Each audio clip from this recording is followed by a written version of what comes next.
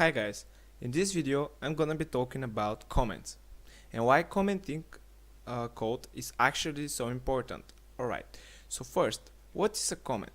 Well, a comment is, I'll just throw an example here. Print, I am a programmer. And if I run that code, well, the result would be as expected, I am a programmer. But what if I put this symbol here? If I run it, it will be ignored. And if I print again some stuff, some text, this will be printed, but this will be not, because as I said, it is commented. And if I comment this line, well, only 2 times it will be printed, because from these 4 2 are printed, commented. Okay, so but it would be kind of annoying if you had to comment so many lines. Well, for that reason there is multi-line commenting. So the syntax for that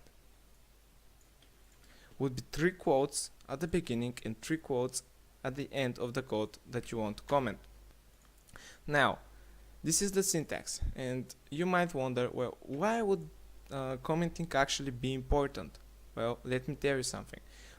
When you're using comments, you can make notes for the code. So let's say the code below prints I 10 times.